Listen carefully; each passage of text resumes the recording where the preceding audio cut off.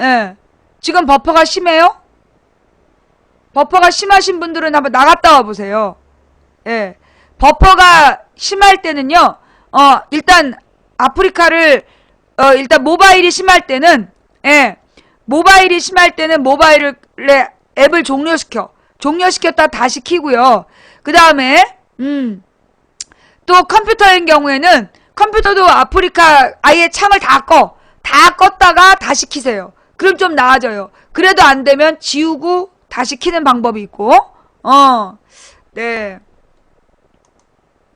자, 여러분, 세월호 문제는요, 세월호 문제 이렇게 대충 넘어갈 생각 하지 말라 그래. 아무것도 해결되지 않았어. 아무것도. 근데 이제 그만 덮자. 왜? 한 15년쯤 지나서 대구 어린이 그 황산 테러처럼 그때 가서 저기 뭐 기간이 얼마 안 남았다 이럴라고? 지랄하네. 이럴 줄 알았어. 자, 내가 이제 그렇게 쉽게 안 넘어가, JTBC. 우리 자료실에, 예, 방금 여러분이 보신 내용들은요, 우리 망치부인 방송국 그 자료실에 가시면 이렇게 쭉 같이 모여 있어요. 네. 이거를 먼저 볼까? 왜에 대한 부분은, 잠깐만요.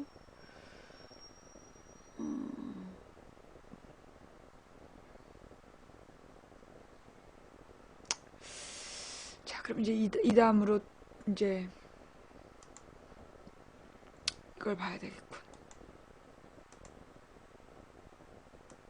세월호 침몰 당일 오전 10시 16분쯤 해경은 헬기를 활용한 항공구조를 중단합니다. 이때는 유가족 측에서 해경 동영상이 없다며 의문을 제기한 바로 그 시간대입니다. 하늘로 향해 있던 우현에서 배 밖으로 탈출한 승객들을 헬기에 옮겨 싣는 등의 소극적인 구조를 벌였던 해경은 승객들 이송이 끝났다고 판단했는지 특공대원들까지 헬기에 싣고 떠나버렸습니다.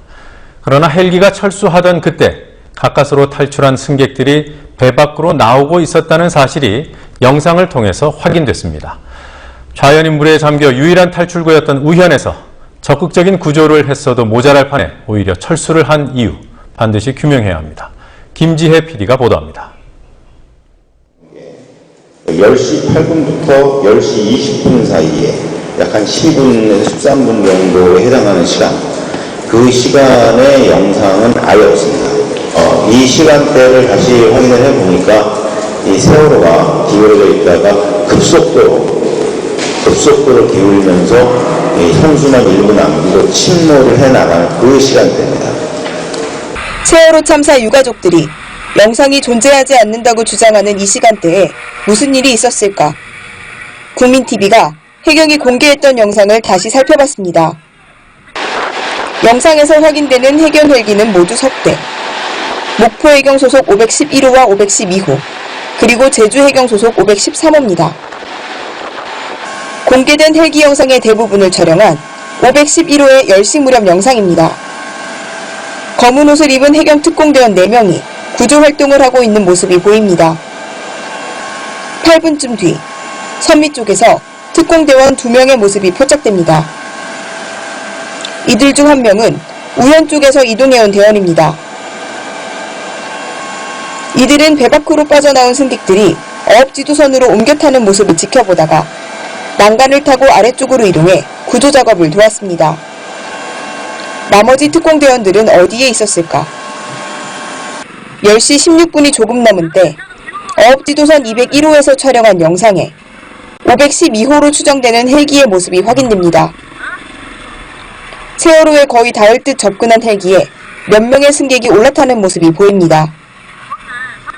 그리고 2명이 추가로 올라탄 뒤 헬기는 세월호를 떠납니다. 자세히 보니 마지막으로 헬기에 올라탄 이들은 검은 옷을 입은 특공대원들입니다. 특공대원을 태우고 헬기가 세월호에서 멀어지고 있을 때 우현 3층 난간에 구명조끼를 입은 승객 2명의 모습이 보입니다. 하지만 헬기는 이들을 뒤로 한 채 멀어졌습니다. 결국 이들은 세월호가 더 침몰한 뒤에서야 구조됐습니다. 이 승객들 중 한 명은 소방호스 등으로 학생들 수십 명을 구조한 세월호 생존자 김홍경 씨입니다. 헬기를 타고 아예 철수를 하더라고요. 네, 그런 장면까지 다 보신 거죠? 그렇죠. 보셨을 때 기분이 어떠셨는지 좀 죄송하지만 여쭤봐도 될까요? 그거 뻔한 거죠. 됐습니다. 그냥 거기 동영상이 있으니까 그냥 보세요. 참조하시면 돼요. 전남 어업지도선에서 촬영된 영상 등을 종합해볼 때 헬기뿐 아니라 구조 함정을 포함한 모든 현장 구조 활동이 이 시점에 잠정 중단됩니다. 좌현 선수 쪽에서 선원들을 먼저 구조한 뒤 3층 창문을 깨고 승객 일부를 구조한 123정은 헬기가 철수하기 직전 세월호에서 멀어졌습니다. 이때 선미 쪽에서는 단체실에 몰려있던 단원고 학생들이 탈출을 시도하고 있었고 실제로 123정이 멀어진 직후 10수명이 어업지도선에 의해 구조됐습니다. 당시 현장에서 구조를 도왔던 특공대원 2명도 123정이 빠지고 헬기까지 멀어진 직후에 철수합니다. 세월호 위쪽에 헬기 511호가 떠있지만 구조를 하는 모습은 보이지 않습니다. 뉴스킬 영상 분석에 따르면 이때가 10시 17분 무렵 당시 연합뉴스는 190명이 구조됐다고 보도했습니다. 세월호 안에 300명에 가까운 승객이 남아있었던 상황입니다. 해경의 구조 활동이 재개된 시점은 좌현에 이어 옥상 갑판이 물에 잠긴 뒤 우현까지 침몰 중이던 때였습니다. 이때도 해경 고무보트는 한 대뿐이었고 헬기를 이용한 구조 활동은 전혀 없었습니다. 해경이 우현 쪽에서 구조 활동을 벌이던 헬기를 철수시키는 바람에 우현이 유일한 탈출구였던 시점에 우현에서의 더 적극적이고 효과적인 구조 활동을 펼치지 못했고 결국 침몰 직전 스스로 우현을 통해 탈출한 승객들만 해상에서 구조하는 상황이 벌어졌습니다. 국민TV 뉴스 김지혜입니다. 연이은 총리 후보자의 낙마가 현실이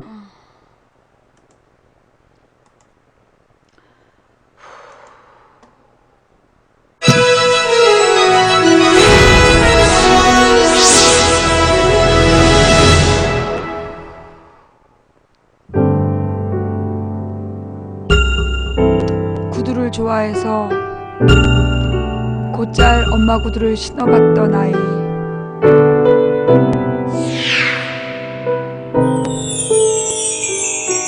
예슬이의 꿈.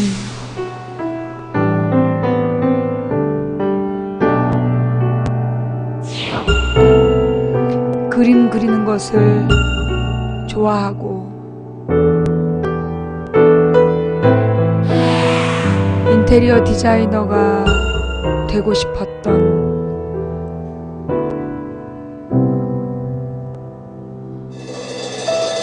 꿈 많던 고등학생.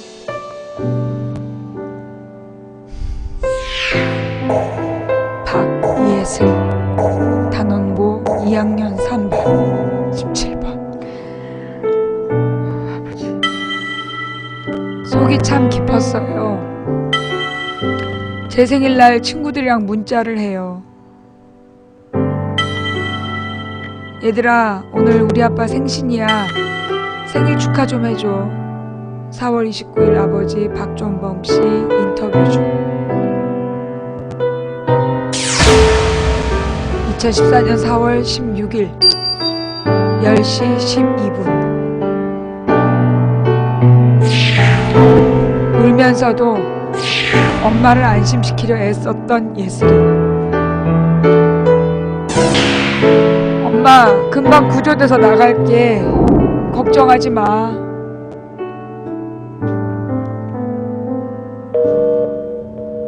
엄마와 5분간의 마지막 통화 이후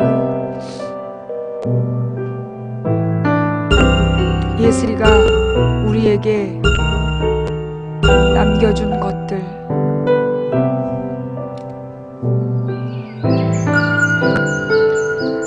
따스한 봄볕,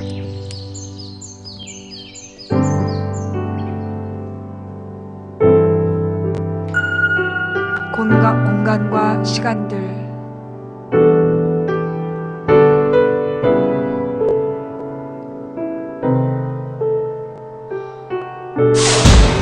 그리고 꿈을 향해 걷던 발자취들, 남자와 여자에게 입혀보고 싶던 옷의 디자인, 자신이 원하던 거실 인테리어, 음악에 대한 상상, 풍경,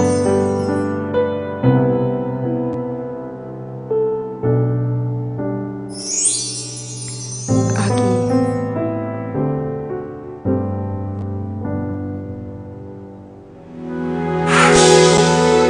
그리고 유난히 많은 하이힐 예술이요.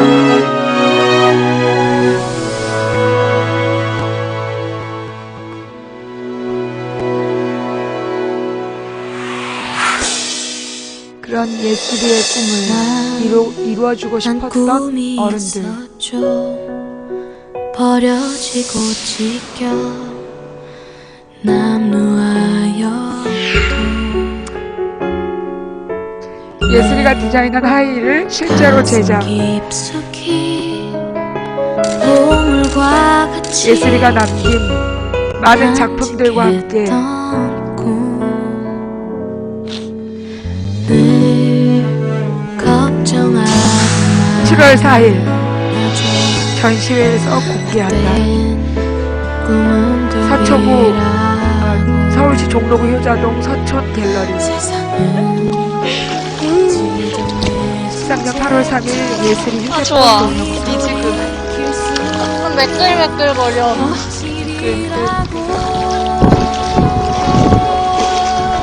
소리가 너무 좋아. 이런 거.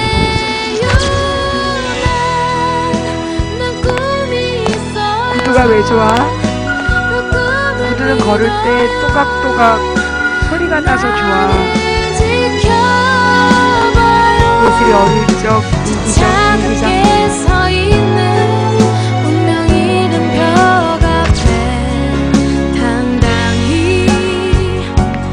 마주칠 수 있어요 언젠가.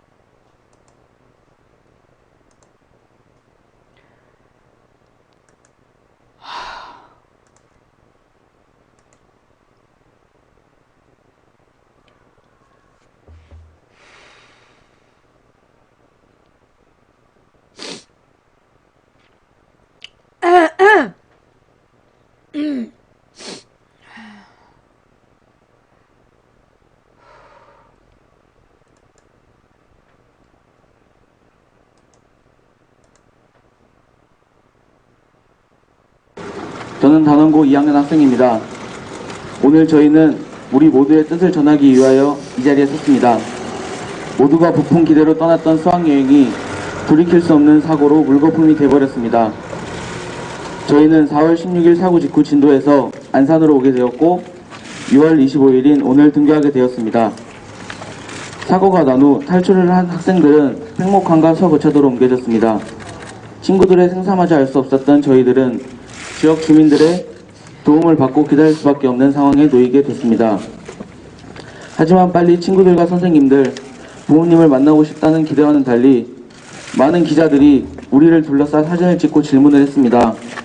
아이들이 그런 사진을 찍을 수도 질문에 대답할 상황이 아님을 알매도 불구하고 자신들의 욕심을 채우기 바빴습니다. 아직도 기자라는 말만 들어도 공포에 떠는 친구들이 많습니다. 기자들의 카메라 렌즈가 저희에겐 다신 지울 수 없는 상처로 다가왔습니다. 팽목항으로 이동하여 버스를 타기 전까지도 많은 기자들이 사진을 강제로 찍었습니다. 싫다고 하지 말라고 했지만 신경도 쓰지 않은 채 촬영을 감행했습니다. 저는 아직도 카메라 뒤로 보이던 한 기자의 웃는 얼굴을 기억하고 있습니다. 생목항에서 진도항으로 이동해서도 저희에게는 불안과 공포의 연속이었습니다. 많은 기자들을 차단하지도 않고 저희들을 방치했습니다. 한시도 쉬지 않고 많은 기자들이 인터뷰를 권유했고 그 역시 친구들에게는 상처로 다가왔습니다. 친구들의 생사 여부도 확인하지 못하고 있는 우리에게 탈의 사역을 채우고자 사진을 찍고 인터뷰를 했습니다. 진도 체육관에서도 저희들은 몇 시간 동안이나 어떠한 조치도 이루어지지 않고 있다가 겨우 안산고려대학병원으로 이송되어졌습니다. 저희는 아직도 수많은 트라우마를 겪고 있습니다. 처음엔 샤워를 하지도 잠을 자지도 못할 만큼의 공포에 시달려야만 했습니다. 고려대학병원과 중소기업연수원에서 많은 의사 선생님들과 다양한 치유 프로그램 선생님들 그리고 도움을 주시는 상담 박사님들과 교수님들의 아낌없는 지원으로 지금은 모두가 회복되어지는 과정을 겪고 있습니다. 물론 지금의 단계에 오기까지는 힘든 시간을 겪어야만 했습니다. 다양한 치유 프로그램에 적응하지 못하는 친구들도 있었고 많은 치유 프로그램을 선생님들을 만나는 것 자체가 힘들었던 친구들도 있었습니다. 그런 프로그램을 하면 할수록 잊고 싶던 사고의 기억을 억지로 회상해야만 했습니다. 치유 프로그램을 하는 것에 있어 저희들의 의사는 존중되어지지 않았습니다. 우리들의 정서적 치료에 도움이 되는 프로그램임을 저희들에게 먼저 설명해 주시고 그 필요성을 먼저 설명해 주시기를 저희들은 바라고 있습니다. 다신 지울 수 없는 상처가 가슴 깊이 새겨진 저희를 위로하고 격려해 주시는 많은 분들이 있습니다. 안부를 모르시는 분도 유감을 표하시는 분들도 있습니다. 그에 반면 사고를 회상시키는 질문을 하고 탈출 과정을 묻기도 하며 SNS와 메신저를 통해 불쾌한 메시지를 보내시는 분들도 있습니다. 심지어는 너만 살아나와서 좋느냐, 친구들을 어떻게 배신할 수 있느냐와 같은 말로 저희들에게 비수를 꽂는 분들도 있었습니다. 그런 말들을 들을 때마다 가슴이 찢어지듯 아파오고 친구들에 대한 죄책감과 미안함이 북받쳐 눈물을 흘리기도 끔찍한 상상을 하기도 했습니다. 좋은 관심이든 나쁜 관심이든 이제는 그만해 주시기 바랍니다. 이러한 관심에 너무도 지쳐있는 저희들입니다. 저희 모두는 이제 사고 이전으로 원래 생활로 돌아오기를 간절히 바라고 있습니다. 그저 평범한 18세 소년소녀로 대해주시길 바랍니다. 저희는 요즘 많은 감정에 휩싸일 때가 많습니다. 슬픔을 이기지 못해 하염없이 울 때도 멈추지 못할 만큼 눈물이 나올 때도 웃음이 나올 때도 아무 일도 못할 만큼 무기력해질 때도 있습니다. 그런 저희를 이해 안 된다는 시선이나 안타까운 시선으로 보지 말아 주시길 바랍니다. 그리고 저희에게는 애타게 불러보아도 다시 만날 수 없게 된 친구들과 선생님이 있습니다. 이 자리에 모두 모일 수도, 아니 어쩌면 이런 자리가 없었을 수도 있었지만 책임을 회피하는 어른들, 이기심에 가득한 어른들 때문에 우리 곁을 떠나야만 했던 그런 친구들과 선생님들이 저희에겐 있었습니다. 과거형으로 말할 수밖에 없음에 가슴이 시리고 또다시 눈물이 나려고 합니다. 주위 어른들은 항상 힘내고 잊으라고 말하십니다. 하지만 저희들을 그들을 기억하며 추억하게 될 것입니다. 그들을 잊지 않는 것이 저희가 할 수 있는 최선임을 알기 때문입니다.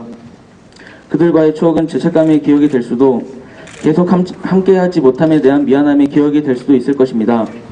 우리가 그들을 기억하듯 국민 여러분들도 잊지 말아주시길 바랍니다.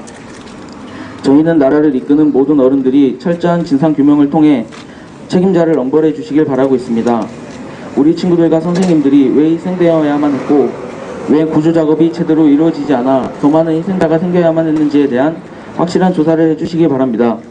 그리고 앞으로는 이런 사고와 같은 끔찍한 일이 일어나지 않도록 보다 안전한 나라가 되기 위한 노력을 해주시기 바랍니다.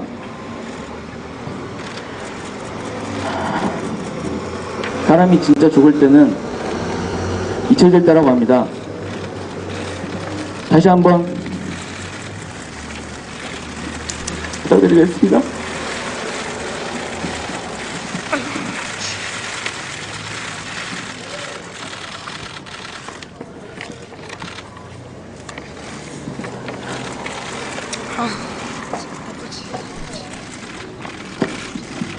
더 이상 하지 않고 마지막으로 읽어드리겠습니다. 사람이 진짜 죽을 때는 잊혀질 때라고 합니다. 다시 한번 간곡히 부탁드리겠습니다. 4월 16일 세월호를 잊지 말아주세요. 잊혀지는 순간 정말 모든 게 끝난다는 걸 기억해 주시기 바랍니다. 희생된 친구들과 선생님들 그리고 세월호를 부디 잊지 말아주시기 바랍니다. 이상입니다.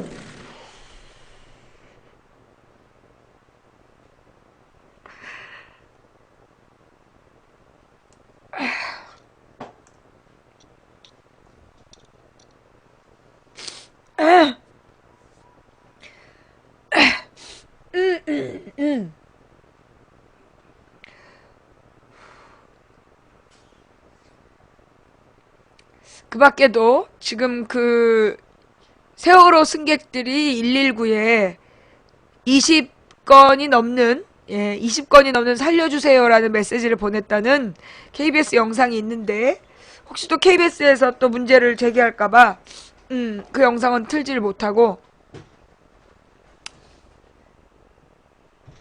앞으로 여기 들어와가지고 세월호 그만 덮자고 얘기하면 찢어 죽여버릴 거야.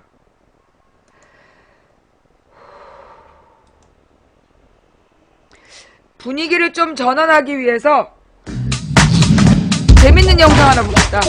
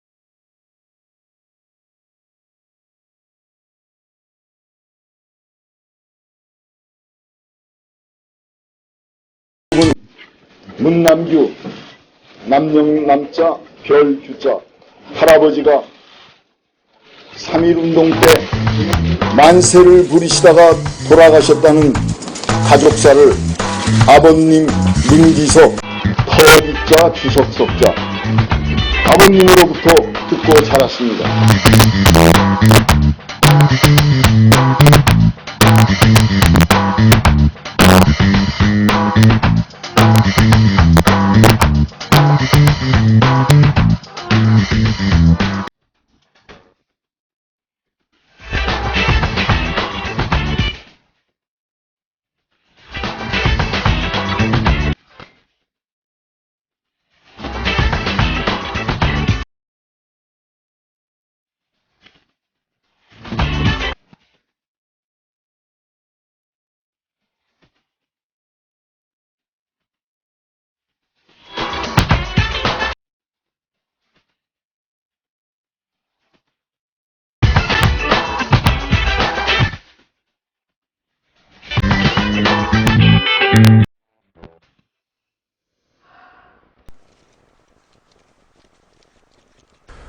내년도 최저임금 결정 시한이 나흘 앞으로 다가오면서 노동계가 시간당 6,700원 관철을 위해 대응 수위를 높이고 있습니다.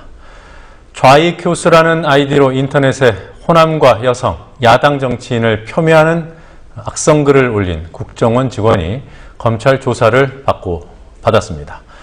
네, 오늘 나온 주요 뉴스들 황준호 뉴스 취재팀장과 함께 살펴보겠습니다. 황 팀장 어서 오십시오. 예. 자, 내년도 최저임금 결정 시한이 이번 달 29일이던가요? 예, 법적으로 29일, 이번 주 일요일입니다. 네. 그때까지 결정을 해야 되는데 올해 열리는 노사정 전원회의에서 논의를 종결하기로 일단은 합의한 상태입니다. 그렇지만 시한을 넘길 거라는 전망이 압도적으로 많이 있는데요.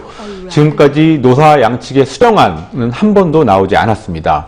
노동계는 올 초부터 최저임금 요구액을 시급 6,700원으로 결정했습니다. 올해 2014년 최저임금 5,210원에서 28.6%가 인상된 금액이었습니다. 그렇지만 경영계는 동결을 해야 된다라고 주장하면서 만약에 올리더라도 작년 인상률 7.2%를 넘길 수 없다는 입장을 지속적으로 밝혀오고 있습니다. 노동계는 올해 최저임금 회의에서만큼은 투쟁보다는 교섭을 중심에 두겠다라는 입장을 밝혀왔고 실제로 그렇게 해왔습니다. 그렇지만 막판에는 결국 어느 정도 갈등 상황이 예상되고 있습니다. 내일 양대 노총 위원장들이 공동 기자회견을 가질 예정이고 또 청년 유니온 같은 데에서는 최저임금 6,700원 인증샷 찍기 캠페인 이런 것들을 벌이고 있습니다. 네.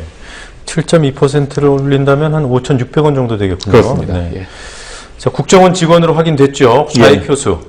검찰 조사를 받았다는데 이거 언제 받은 거예요? 예, 육사 지방선거 직후에 받았습니다. 네. 좀 뒤늦게 알려졌습니다. 죄인을 처형한 후에 머리를 길거리에 내거는 거를 효수라고 부르는데요. 그 좌익 효수, 그러니까 좌익들을 그렇게 머리를 치자 이런 뜻인데 이런 아이디로 호남 지역과 야당 비하 글을 썼던 국정원 직원 A씨가 이달 초에 서울중앙지검에 소환 조사를 받았습니다. A씨는 커뮤니티 게시판 같은 인터넷 공간에서 전라디언, 홍어 같은 표현을 사용하고 또 5.18 광주항쟁을 폭동으로 규정한 그런 게시물 16건, 또 댓글 같은 경우는 3,451개 이렇게 엄청나게 많이 작성한 혐의를 받고 있는데요. 지방선거 직후에 조사를 받았다고 합니다. 네. 뭐 방송에서 차마 말씀드리기 어려운 그런 뭐라고 할까 저질 용어들을 많이 사용했죠. 그렇습니다. 검찰이 제대로 수사를 할 수 있을까요? 네, 국정원 간첩 조작 사건 때 검찰의 모습을 보면은 제대로 과연 수사할 수 있을지 회의적인 시각이 압도적으로 많이 나오고 있습니다. 새정치민주연합이 오늘 논평을 냈는데요. 특수훈련을 받았고 거대 조직의 일원인 그가 개인적 판단으로 사회 갈등을 부추기는 글을 썼을 리가 만무하다라고 하면서 재판이 진행 중인 국정원 국기문란 사건과의 연계성이 밝혀져야 된다라고 배후 수사를 철저히 해야 된다는 입장을 촉구했습니다. 그러면서 좌익 교수는 국정원의 간첩 증거 조작 사건, 유성 씨 사건에서도 그 수사에서도 관여를 했다라고 하면서 검찰이 서둘러 덮으려고 했다가는 감당하기 어려운 상황이 닥칠 수 있는 사안이라고 지적했습니다. 네. 그리고 이 시간에 역대 대통령 가운데 비호감도 1위라고 저희가 보도해드렸던 이명박 전 대통령. 예. 박사 학위를 받는군요. 예, 경북대에서 받습니다. 이명박 전 대통령이 안정적인 국가 경영에 이바지한 공로가 있다라는 평가를 받으면서 경북대에서 명예박사 학위를 받게 돼서 논란이 일고 있습니다. 경북대 경영학부의 결정입니다. 경영학부의 일부 교수들이 반대를 했지만 교수 3분의 2가량의 찬성으로 이명박 전 대통령에 대해서 명예박사 학위를 수여하기로 했습니다. 총학생회는 즉각 반발했습니다. 어제 성명을 내서 이명박 전 대통령의 임기 중에 일어났던 원전 마피아, 소통 부재, 서민경제 파탄과 같은 과오를 학위 수의 이유인 안정적 국가 경영이라는 이유에 합당하게 명예박사를 줄 수 있을지 자격이 심히 의심스럽다라고 말했습니다. 이명박 대통령에 대한 이 명예박사, 명박 학위 수여 소식은 다음 달 16일 경북대에서 강행될 예정인데요. 그때까지 아무래도 계속 논란이 계속될 것 같습니다. 네, 명예박사 학위를 명박학위라고 합니까? 그렇습니다. 예. 자, 정의당의 심상정 의원, 그 그러니까 환노위라고 하죠. 예. 환경노동위원회 되게 배속이 되는 건가요? 예, 19대 국회 후반기 상임위 의원 정수 조정 때문에 환노위에서 배제됐던 정의당이 하루 농성 끝에 비교섭단체 몫을 확보했습니다. 새누리당의 이완구 원내대표하고 민주연합의 박영선 원내대표가 합의를 통해서 새누리당 8명, 민주연합 7명, 비교섭단체 1명 이렇게 숫자를 조정한 것으로 알려졌습니다. 이에 따라서 심상정 의원이 전반기에 이어서 후반기에도 환노위에서 활동하게 됐습니다. 이 과정에서 특히 정의화 국회의장이 중재가 있었던 것으로 전해지고 있습니다. 오늘 새정치민주연합이 정의화 국회의장을 존경한다라는 이례적인 논평을 냈는데요. 거기에도 이 얘기가 들어갔습니다.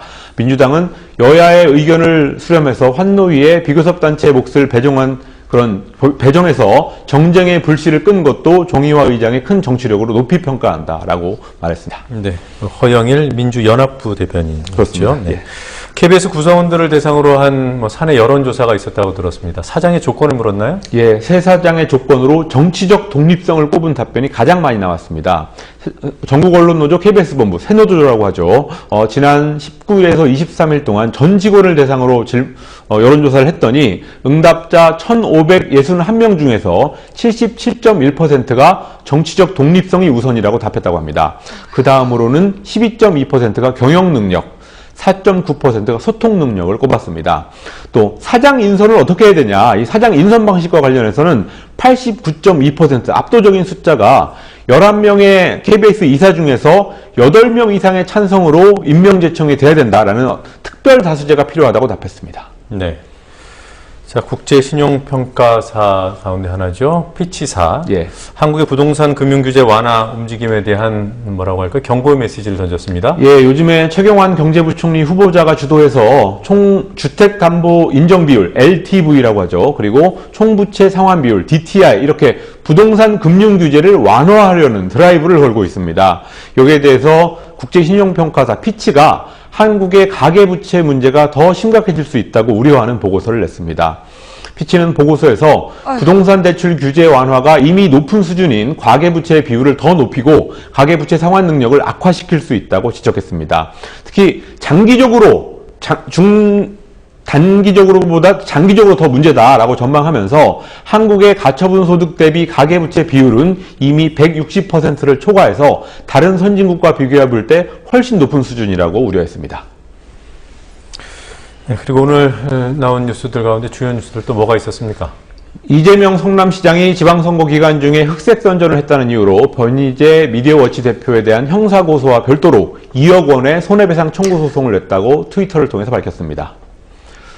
서울 강서구의 한 고등학교에서 지난 20일 숙제를 안 했다는 이유로 학생 8명이 앉았다 일어서기 800회라는 간접체벌, 얼차려를 받다가 A모 군이 허벅지 근육이 파열되고 내장이 손상되는 사고가 발생했다고 한국일보가 보도했습니다. 박근혜 대통령이 오늘 오후 5시 청와대에서 이완구 새누리당 원내대표, 김재원 수석 부대표를 50분간 만났습니다. 장관 후보자 8명에 대한 인사청문 요청서를 어제 국회에 제출한 상황에서 여당의 분발을 당부하기 위해서 부른 것으로 풀이되고 있습니다. 네, 저는 여기까지 듣겠습니다. 수고하셨습니다. 네.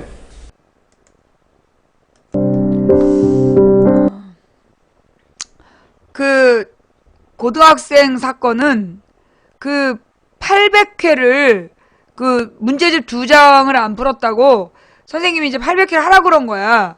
근데 이제 애들이 번호를 중간에 틀렸다고 다시 하라고 그랬대요. 근데 이제 그러면서 그리고 이제 중간에 문제를 풀 기회를 줘갖고 중간에 중단시킨 애들도 있었는데 이 문제 학생은 그냥 끝까지 한 거야. 800개를. 근데 그리고 난 다음에 검정색 소변이 나왔다는 거예요. 예. 근육이 파열돼가지고 이게 혈액으로 흡수가 돼가지고 파열된 근육이 그 신장하고 간을 손상을 시켰대. 그래가지고 그 잘못하면 앞으로 그 영구 혈액 투색을 해야 될지도 모른다.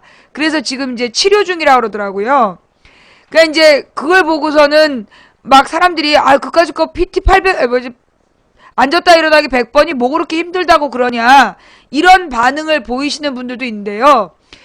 그렇게 얘기하려면 800번 앉았다 일어난 다음에 하는 게 좋겠어. 그런 댓글 쓰고 싶으면 800번 앉았다 일어났다가 해본 다음에 쓰는 게 좋겠다. 예. 그리고 이게 지금 사실은 이런 행동들이 근데 이제 이 선생님도 굉장히 조금 황당하긴 할 것 같아. 29살짜리 선생님 뭐 생각이 있어서 그랬겠어? 근데 이제 문제를 푸는 거, 그러니까 그만하라고 중단해야 되는데 자기 수업에 집중해서 그걸 몰랐다는 거예요. 근데 그 요즘에 아이들이 사실 고등학생이 그만큼 운동을 하냐고.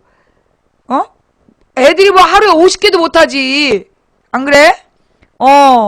그러니까 이게 지금 800번을 해가지고 아이의 근육이 파열됐다는데 이게 문제는 뭐냐? 나한테 귓말 보내면 무조건 강퇴예요. 예. 나한테 귓속말 보낸 사람은 무조건 강퇴 블랙이야. 즉 각오하고 보내는 거지. 예. 그래서 하여튼 그 선생님이 굉장히 근데 문제는 뭐냐 하면요. 이 애가 진짜 만약에 이 평생 혈액투석을 하게 된다면 그 배상을 누가 하냐고. 그 선생님 진짜 굉장히 학교에서 책임을 지겠어요? 안 지지?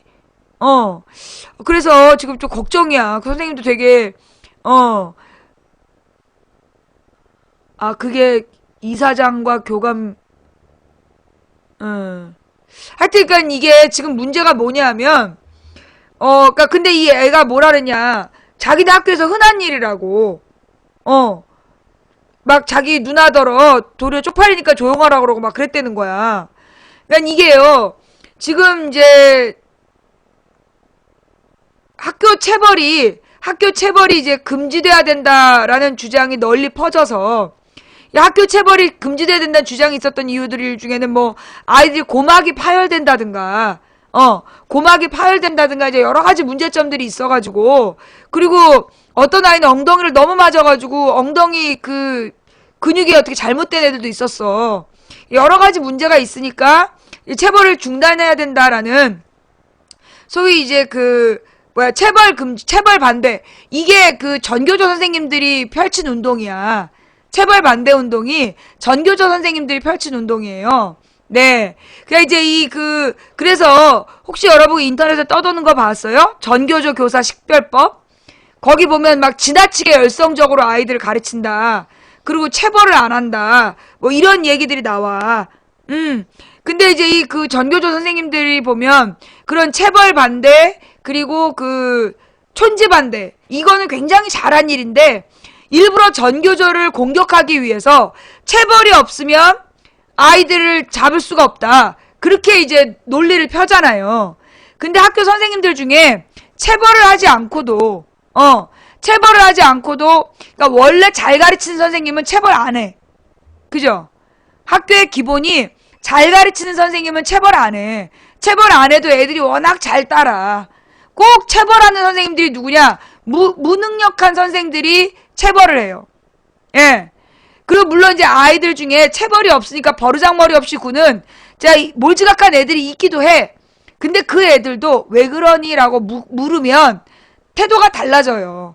항상 보면 무능한 선생, 아이들에게 인기 없는 선생 이런 사람들이 이 체벌로 애들을 막 찍어 누르려고 하고 그게 이제 결국은 이게 군부 독재 시절에 몸으로 배운 그런 아주 나쁜 습관인 거죠. 맞고 자라서 지도 때려야 되는 줄 아는. 예. 그 유능한 선생님들은 체벌 안 하고도 유능한 선생님들은 아이들에게 말만으로도 애들을 충분히 다스릴 수 있고 애들을 진정시킬 수 있는 그러니까 그게 없는 사람이 체벌에 의존하는 거야. 예. 아니, 갑자기 우리 딸 학교 선생님, 과학 선생님이 너무 웃긴다 그래가지고 이거 근데 얘기하면 안 될 것 같아. 예. 아니 근데 다른 반 선생이 우리 딸을 계속 쫓아다니면서 괴롭힌다는데 어떻게 해야 될까? 응? 우리 딸 반에 들어오지도 않는 선생이 우리 딸 쫓아다니면서 괴롭힌대. 그럼 어떻게 해야 될까? 내가 한번 쫓아가? 아니, 그니까 이제 우리 딸을 자기 과목 선생님들이 모두 이뻐하는데, 쫓아가야 돼? 아니, 그니까 이제 오늘은 점심시간에 이제 3학년 애들이 먼저 밥을 먹는 게 그 학교의 분위기래요. 그래갖고 이제 3학년 애들이 이제 쭉 앞으로 가고 있는데 다른 애들은 다 앞으로 보내고 우리 딸만 딱 집어서 너 줄 서라고 그러더라는 거야. 1, 2학년 뒤로 가서 줄 서라고. 그러더니만 그러고 다 우리 딸한테는 줄 서라고 그래 놓고 다른 3학년 애들은 다 그 일배 선생 지난번에 벌점 줬던 다른 애들은 다 앞서서 그 새치기를 하는데 안 잡고 우리 딸만 딱 집어가지고 괴롭힌다는 거야. 아니, 나는 찍힌 게 없지. 찍힐 게 뭐 있겠어. 한 번도 가르친 적이 없는 사람인데. 한 번도 가르친 적이 없는 선생인데, 우리 딸을 이렇게 괴롭힌다는 거예요. 나는 이제 급식 지도를 하면서 그런 짓을 했다는데, 일배 같아, 아무래도. 일배를 하면서 일부러 우리 딸을 괴롭히는 것 같은데, 그 정도를 가지고 학교 찾아가는 것도 좀 그렇잖아. 우리 딸 밥 먹는데 왜 그랬냐. 그러니까 일부러 우리 딸 속상하게 하려고 그러는 것 같지? 아니, 근데 이제 그 사람이 우리 딸 수업에 들어오는 사람이면, 쫓아가서, 뭐, 요절을 내든, 뭐, 꺾어놓든 그러는데, 아니, 우리 딸 수업에 안 들어오는 사람이라는 거야. 가서, 그러니까 그냥 고소를 해버릴까? 아니, 고소를 하기엔 또 약해, 내용이. 고소를 하기에는 내용이 좀 약하고, 하여튼, 근데 보니까, 그, 애들 소문에 의하면, 그래서 애들을 풀어서 알아본 바에 의하면, 결혼을 못 했다는 거야. 나이가 되게 많고, 굉장히 이제 그 애들한테 인기가 너무 없고 애들한테 개무시를 당하는 선생인데, 그게 결혼을 못해서 그런 건지, 애들한테 대놓고 자기를 좋아하는 건 자기 엄마밖에 없다. 근데 이게 굉장히 늙은 사람이래. 남자야, 남자. 늙은 남자인데, 굉장히 애들이 막 혐오한데, 자기네 다 가르치는 애들이. 그러니까 아주 그냥 평이 안 좋은 사람인데, 그런 데는데 그걸 어떻게 해야 되나? 그래서 우리 딸은 그러는 거야. 그냥 다른 애들도 전부 다 그냥 그 사람을 보면서 이렇게 좀 그런다 그래서 자기는 그냥 불쌍히 여기기로 했다고. 근데 이거를 그냥 불쌍히 여기고 그냥 넘어갈 건지, 아니면 왜 우리 딸을 이럴 때 이걸 차별한다고 쫓아가기 좀 그렇잖아. 다른 3학년들은 왜 앞으로 가서 밥 먹게 하고 우리 딸만 말렸냐? 이거 갖고 시비를 줄 수 없고. 근데 벌점 문제 같은 경우는, 사실 자기 반 애도 아니고, 그리고 진짜 더 많이 떠든 애들한테는 아무 말 안 하고, 우리 딸한테만, 우리 딸 친구가 질문해서 답변해 준 걸, 그걸로 벌점을 준 거잖아. 그걸로 걸까? 담임 선생님이랑 상담을 해라. 아니, 이미 담임 선생님이 굉장히 화가 나갖고 한판 붙었다 그러더라고요. 싸웠다고. 그 사람하고 막 싸웠대. 그 사람이 일부러 우리 담임 선생님 반 애들을 괴롭힌다는 거야. 가만두면 아니, 근데 또 내가 가서 얘기했다가 괜히 또 무슨, 시의원 부인 뭐 이렇게 또 얘기 나올까봐. 시의원 부인이 어쩐다는 둥 이런 식으로 또 얘기가 나올까봐. 그래서 내가 또, 못 가는 거지. 하여튼 내가, 한 번만 더 참아보고, 다음에 그러면, 아니, 이게 뭐라고 편지를 쓰냐고. 뭐라고. 아니, 뭔가 이렇게 우리 딸이 뭐 잘못한 게 있어야지 죄송하다는 편지를 쓸 거 아니야. 그러니까 일부러 이것들이 날 도발하는 건가? 내가 이제 막 흥분해가지고 사고를 치기를 도발하는 건가? 그런 생각도 들고, 그렇다고 해서 무슨 교장실에 찾아간다는 것도 그렇잖아. 교장실로 찾아간다는 것도 그게 무슨 시의원 부인 자기 딸 지도한 선생에게 뭐 행패 부려 뭐 이렇게 또 몰아가려는 거 아니겠어? 아니, 우리 딸은 불쌍한 선생님이라고 봐주겠다는데 뭐 짜증이 나잖아, 내가 엄마 입장에서 볼 때. 아니, 그러니까 그게요, 교장한테 전화하는 게, 교장한테 전화를 하거나 담임한테 전화를 하는 게, 내가 그냥 일반인 부인이면 내가 안 참지. 지난번 우리 딸 벌점 받았을 때 벌써 학교 불 질렀지. 우리 신랑이 정치인이 아니면 내가 그냥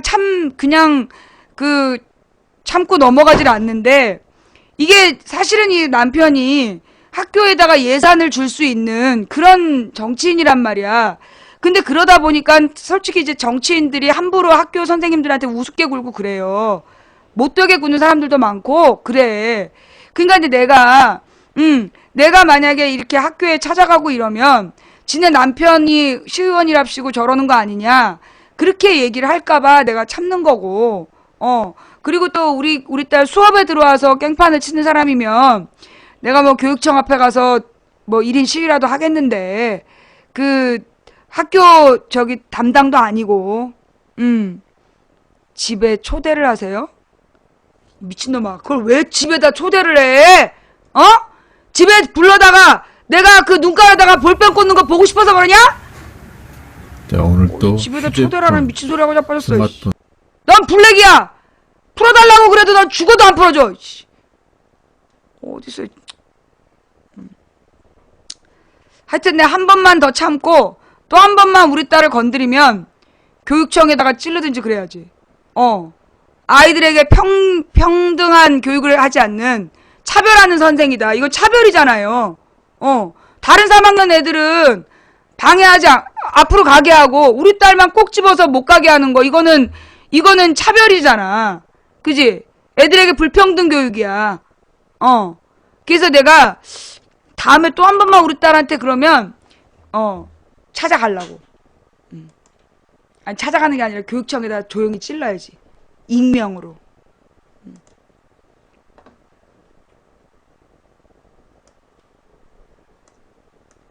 아 진짜 우리 신랑이 시위원만 아니면 내가 그냥 쫓아가가지고 그냥 확 뒤집어 놓는 건데 그냥. 천년을 이어갈 생명문화유. 또 JTBC 건 깜빡했어? 아니 그러니까 그게요. 내가 평범한 사람이면 가서 이렇게 들었다 놨다 할 수 있는데 괜히 또 권력을 부렸다 이렇게 욕을 할까봐 못한다니까. 학부형 모임도 그렇고. 다음 소식입니다. 박근혜 2기 내각의 인사청문회 요청서가 어제 국회에 제출됐는데요. 저희 기자들이 취재를 할수록 각종 의문점들이 새롭게 드러나고 있다고 하는군요. 정치부 취재기자와 함께 조금 더 살펴보겠습니다. 이승필 기자 나와있죠? 예. 자, 지금까지 나온 것들을 보면 김명수 교육부 장관 후보자 관련 의혹이 가장 많았던 것 같습니다. 예.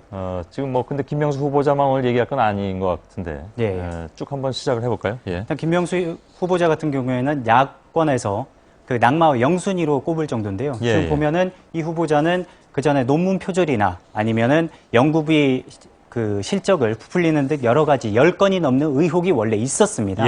그런데 이번에 저희가 새로 추가가 된 부분인데요. 새정치연합 안민석 의원실에서 자료를 입수를 했는데 모두 4건의 의혹이 새롭게 드러났습니다. 이 보면은 함께 연구한 것을 자기 혼자서 한 것처럼 기재한 것들을 포함해서 모두 4건에 해당을 하는데요. 지금 한번 보겠습니다. 지난 1996년에 김명수 후보자가 참여한 연구 표지인데요. 여기 보면 공동연구자 김명수 이렇게 명확하게 써져 있습니다. 함께 했다는 의미인데 이것을 단독으로 했다고 포장을 한 겁니다.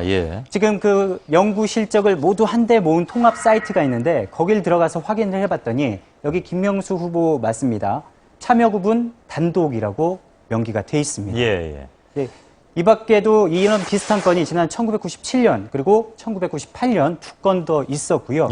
이 외에 그 자신이 직접 쓴 논문이 아니라 자기가 지도하는 제자가 쓴 석사 논문을 가지고 500만 원을 지원받은 사실도 지금 보시는 것처럼 확인이 됐습니다. 이런 것들은 금방 확인이 되는 문제들입니까? 누구나? 네. 이 홈페이지가 지금 이런 것들을 통합해서 하는 한국연구업적 통합정보란 사이트인데 이것은 검색해서 들어가면 당장이라도 회원가입을 해서 확인을 할 수 있는 부분입니다.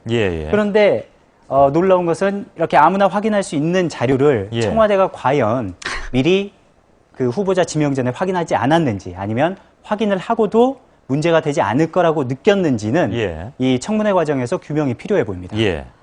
병역 문제도 또 나왔죠? 네, 그렇습니다. 이 미래부 장관 후보자 얘기인데요. 최양희 후보자 같은 경우에는 병역 특례로 가서 해외 파견 가서 박사학위까지 따고 와서 특혜 논란이 일었습니다. 지금 보면은 프랑스로 가서 박사학위를 취득을 했는데 논문을 쓰는 과정에서 이게 논문 시간이 길어졌습니다.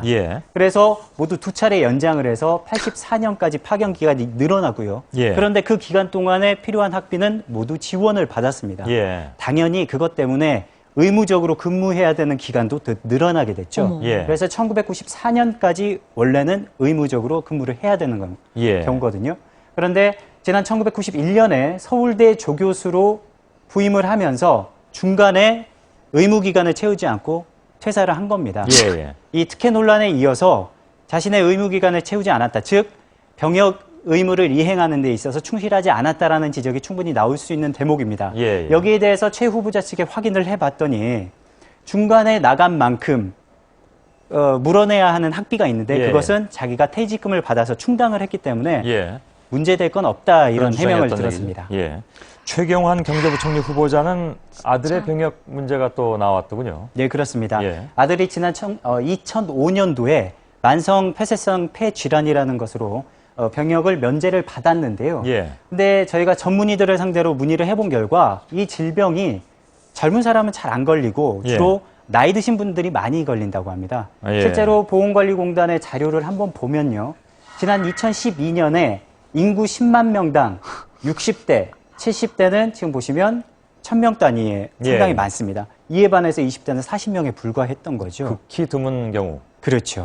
왜냐하면 이 질환이 오랫동안 담배를 피면서 발생하는 경우가 전체의 한 80~90%로 상당히 많다고 압도적으로 다수입니다. 그 밖에는 뭐 탄광 같은 데서 일하는 어떤 특수한 상황이 걸리는 건데요.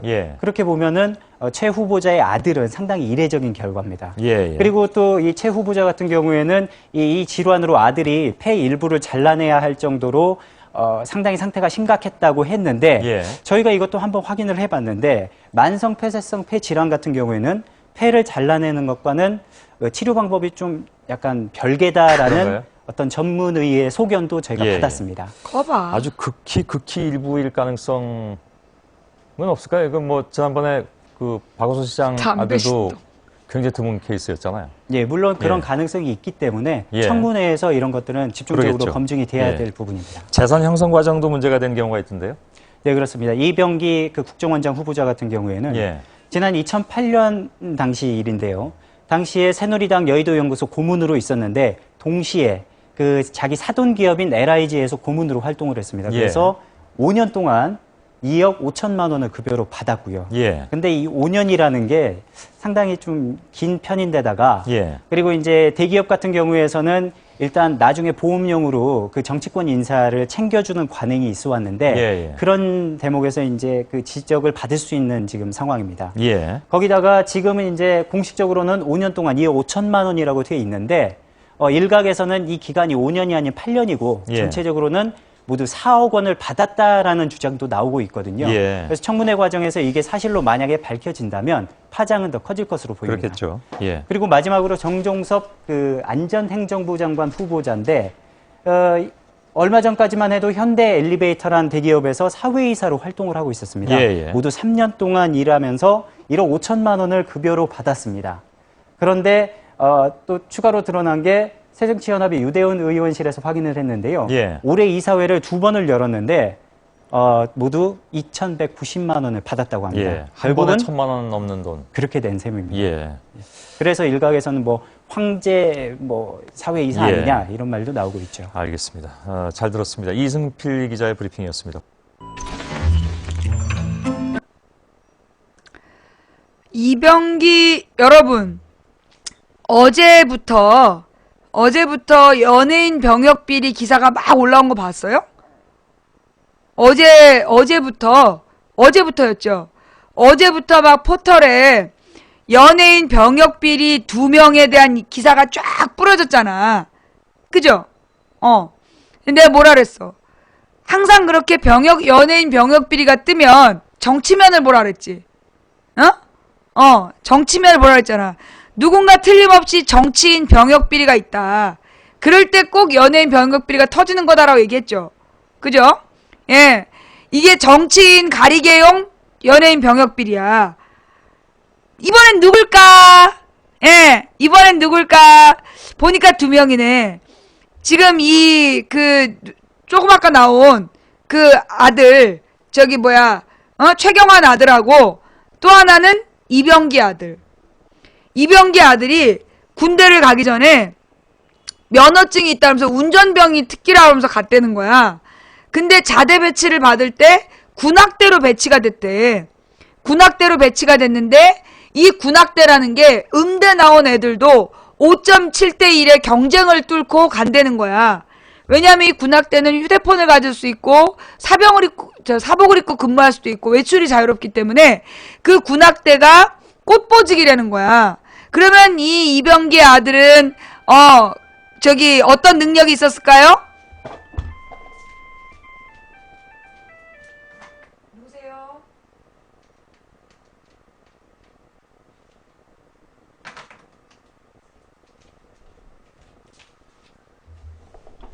자, 그러면 이병기 아들은 고등학교 때 밴드부였대. 고등학교 때 밴드부였기 때문에 음악을 잘 이해할 수 있어서 군악대로 갔다는 거야. 그러면서 금관 악기를 다룰 수 있다라는 그런 특기생으로 바뀌어갖고 이제 군악대 배치가 됐다는 거예요. 자, 그러면 어떤 금관을 연주했을까요? 행정병! 네. 그렇게 가서 행정병 했대. 꽃보직 행정병. 그러니까 어저께 연예인 병역 기피가 나온 거야. 연예인 병역 기피 2명, 이게 누구냐 이러면서 막 기사 나왔잖아. 보니까 최경환 아들하고 이병기 아들 때문이네. 그지? 응?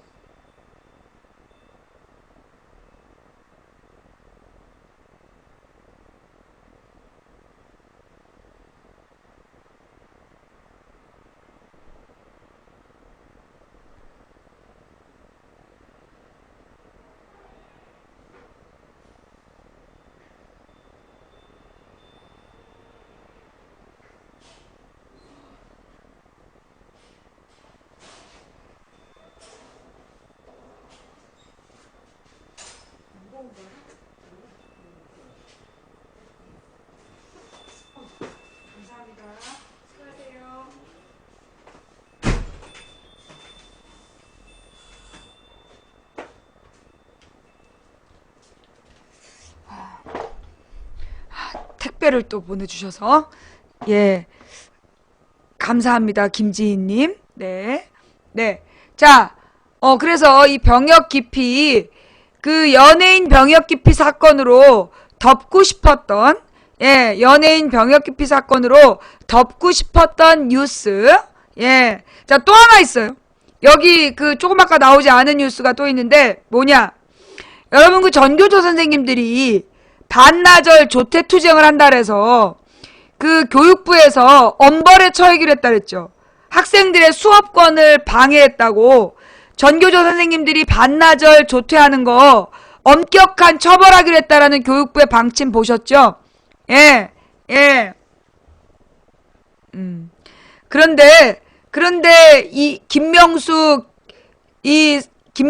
교육부 장관 후보가 원래 3시간짜리 수업을 항상 1시간 반만 수업을 하면서 반을 깎아먹은 거야. 잘라먹고 그 다음에 5월 28일에 조기 종강을 했다는 거야. 자기가 교육부 장관이 갈 것 같다고. 여기에 대한 교육부의 입장이 뭘까요? 문제없다. 그런데 이 교원대에서 그 수업을 듣는 학생은 300만 원을 대고 구학점을 듣는다는 거야. 그러면 이 300만 원의 구학점이면 세학 3학점에 100만 원이란 얘기예요. 그런데 수업을 1시간 반씩 잘라먹고 수업 시간에도 계속 쓸데없는 얘기하고 박근혜를 왜 비판하는지 모르겠다. 뭐 이따위 헛소리하고 박근혜랑 악수를 한번 했는데 카리스마가 느껴졌다. 이런 개소리 하면서 1시간 반씩밖에 수업을 안 했다는 거야. 그런데 그걸 교육부 장관이라고. 논문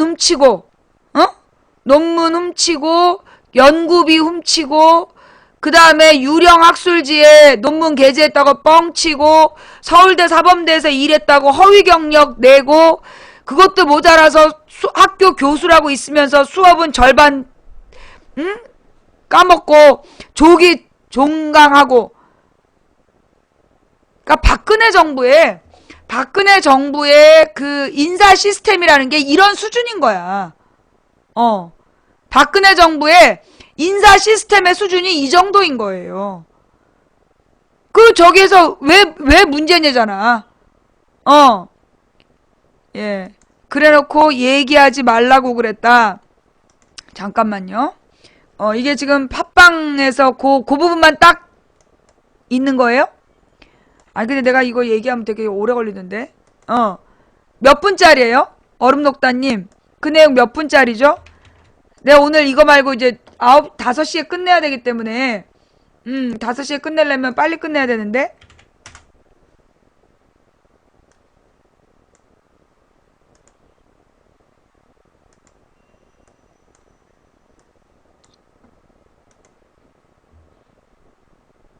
함께 만드는 언론 여긴 국민 라디오 몇 분에 있어, 몇 분에. 5시에 끝내기로 했잖아, 우리 앞으로.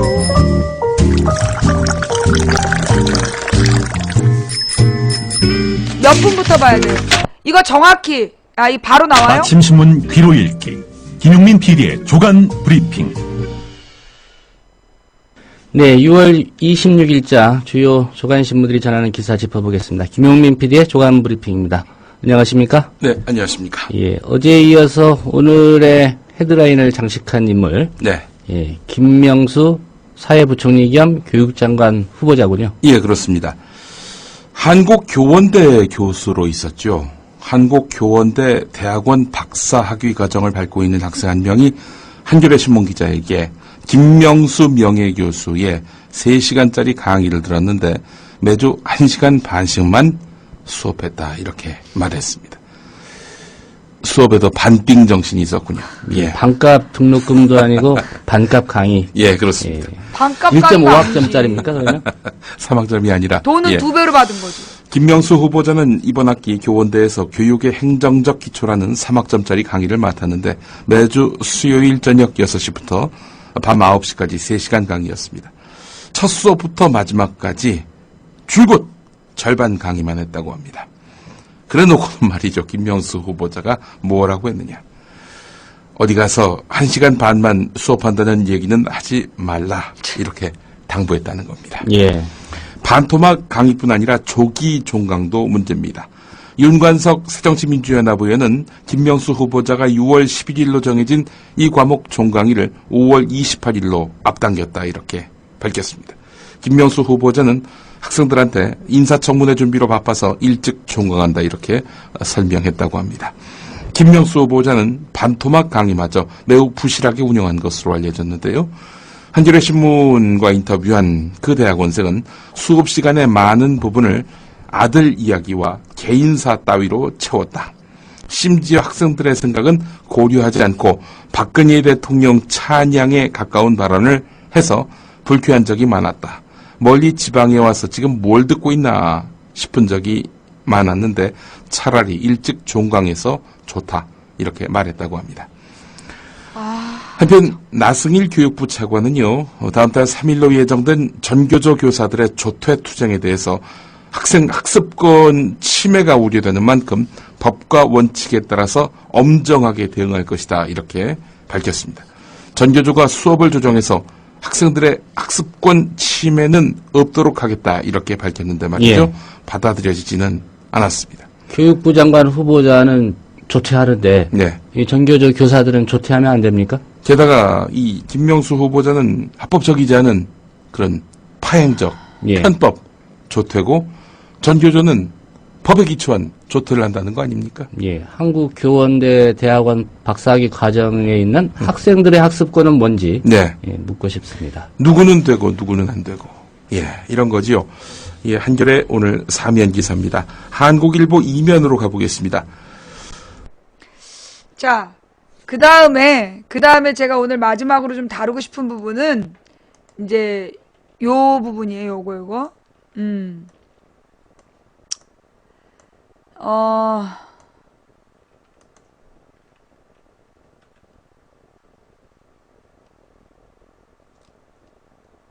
이건가?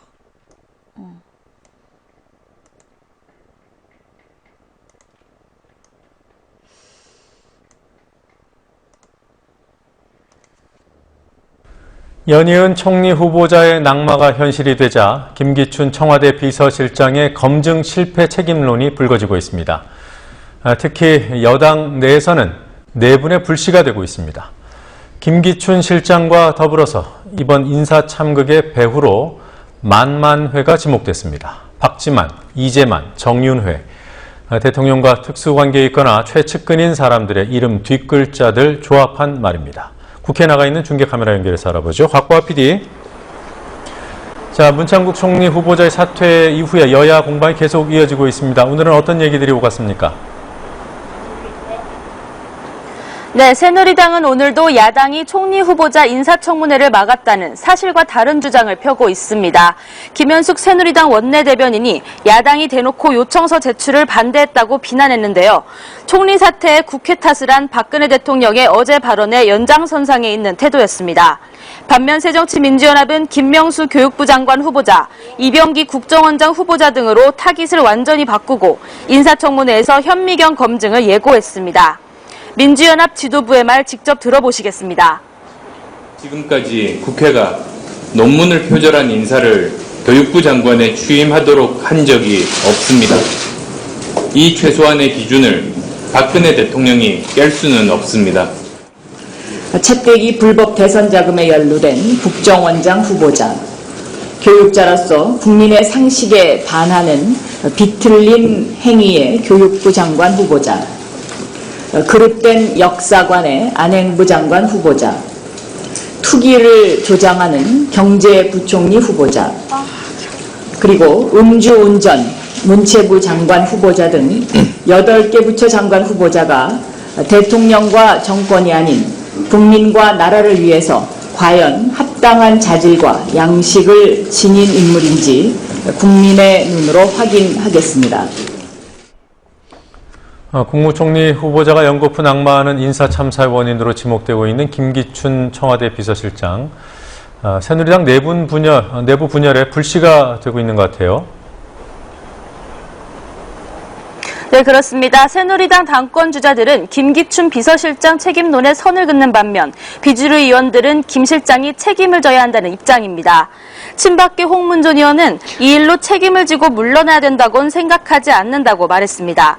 반면 비주류인 김영우 의원은 이번에 청와대가 수수방관한 측면이 있다며 시스템의 책임을 맡는 분도 책임을 면하긴 어렵지 않냐며 김기춘 실장을 겨냥했습니다. 자, 그런데 김기춘 비서실장 말고 대통령의 비선 라인이 인사참사의 원인이다, 이런 지적이 나오고 있어요. 만만회, 무슨 뜻인지 설명을 좀 해주시죠. 네, 만만회란 박근혜 대통령 주요 결정의 배후에 있는 사람들을 일컫는 말로 박 대통령의 동생 박지만 씨와 이재만 청와대 총무비서관, 그리고 최태민 목사의 사이로 대통령의 보좌관 출신인 정윤회 씨를 말합니다.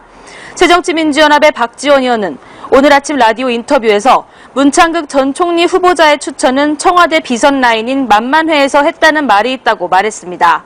박 의원은 또 비선 라인이 국정을 움직이게 하지 못하도록 하는 것도 비서실장의 역할이며 검증의 책임도 분명히 있다고 김기춘 비서실장의 문제를 다시 제기했습니다. 친박 원로 모임인 이른바 7인회 멤버인 박관용 전 국회의장은 오늘 중앙일보와의 인터뷰에서 내부적으로 박 대통령이 가깝게 의논하는 사람들은 따로 있다며 비선 라인 의혹을 기정사실화했습니다. 박관용 전 의장은 대통령이 소규모 비선 라인을 통해 얘기를 많이 듣고 있는 것으로 알고 있다며 비공식적인 의사결정은 대단히 위험하다고 경고했습니다. 새누리당의 730 재보선 공천 신청이 오늘 마감됐다고 하더군요. 어떤 사람들이 신청을 했습니까? 네, 관심 지역인 서울 동작을과 경기 수원 8달, 수원 영통은 공천을 신청한 사람은 아직 없었습니다. 유력 출마자로 거론됐던 김문수 전 경기지사는 재보선 지역이 더 늘어날 경우를 대비해 조금 더 지켜보고 있는 것으로 전해졌습니다. 총리 지명 가능성도 있습니다. 경기 평택은 임태희 전 대통령실장, 전남 순천 곡성엔 이정현 전 청와대 홍보수석, 울산 남구을엔 이혜훈 전 최고위원이 공천을 신청했습니다. 한편 민주연합은 24일부터 27일까지 출마 신청을 받습니다. 관심을 많이 받고 있는 손학규 상임고문은 수원 8달과 영통 중 한 곳에서 출마를 저울질하고 있다고 전해지고 있습니다. 서울 동작을의 경우 안철수계의 금태섭 대변인, 친노계 허동준 지역위원장, 김영삼 전 대통령의 차남 김현철 씨 등이 당내 경선에서 맞붙을 것으로 점쳐집니다. 정의당에서는 천호선 대표가 서대문을, 노회찬 전 대표가 동작을 출마를 검토하고 있는 것으로 알려지고 있습니다. 부산 해운대 기장 갑은 오거돈 전 부산시장 후보의 무소속 출마 여부가 관심거리입니다. 여야는 후보 등록이 시작되는 다음 달 11일까지는 상대방 공청을 탐색하면서 눈치 작전을 벌일 것으로 보입니다. 육군 22사단 총기 난사 사건 보고를 받기 위해서 오늘 열린 국회 국방위원회 어떤 얘기가 나왔습니까? 네, 국방위 소속 여야 의원들은 지난 21일 22사단에서 벌어진 총기 사건에 대해 김관진 국방장관 등 군 당국자들을 질책했습니다. 여야 의원들은 이번 사건의 원인으로 관심병사에 대한 부실 관리와 부대 내 집단 따돌림 가능성에 무게를 두는 한편 경계 조치인 진돗개 하나 발령 소요 시간과 보고 체계 등 군 대응에 대해 추궁했습니다. 민주연합 문재인 의원은 병사에게 집단적 가학이 있었다면 병영 문화에 심각한 구조적 문제가 드러난 것이라면서 해당 부대는 관심 병사의 비율이 높다고 하는데 돈 없고 백 없는 사람만 그런 곳에 간 게 아니냐고 캐물었습니다. 백군기 의원은 무장 타령이 생겼다면 민간인에 2차 피해를 줄 우려가 있는데 진돗개 하나 발령을 왜 2시간이나 지체했냐고 따졌고 새누리당 손인춘 의원은 임병장을 병원에 이송하는 과정에서 환자가 가짜로 드러났는데 군은 안 해도 될 일을 해서 신뢰를 떨어뜨렸다고 비난했습니다. 이에 대해 김관진 장관은 진돗개 하나는 도주거리를 계산해 이때쯤 경찰도 협력해야겠다고 해서 발령하는 거로 임병장은 차단선 안에서 검거됐다고 해명하면서 해당 부대는 본질적인 개선책을 갖자는 측면에서 병력 증강, 간부 증강을 심각하게 검토 중이라고 대답했습니다. 한편 국방위는 오는 29일 한민구 국방장관 후보자에 대한 인사청문회를 열기로 했습니다. 지금까지 국회에서 국민TV 뉴스 곽보아입니다.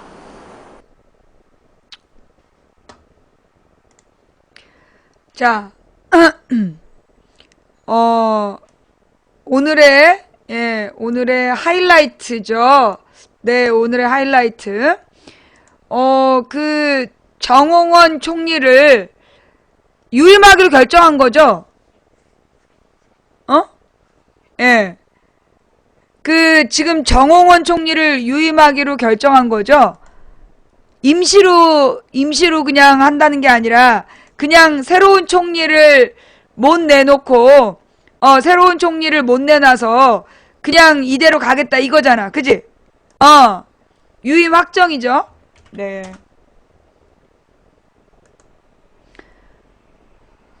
노회찬 전 의원이 이렇게 얘기했네요.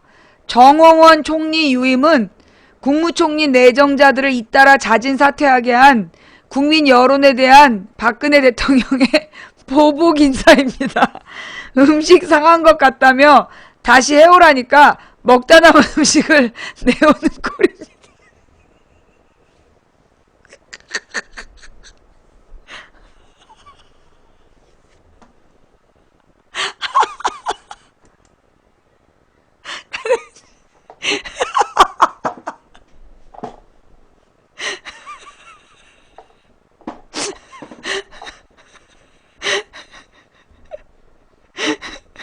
정홍원 총리의 유임은 국무총리 내정자들을 잇따라 자진 사퇴하게 한 국민 여론에 대한 박근혜 대통령의 보복 인사입니다. 음식 상한 것 같다며 다시 해오라니까 먹다 남은 음식을 내오는 꼴입니다. 야, 정말 와, 딱이죠, 딱. 더도 말고 더도 보복 인사다. 음식 상한 것 같다고 다시 내오라니까 먹는 거 돌아가고.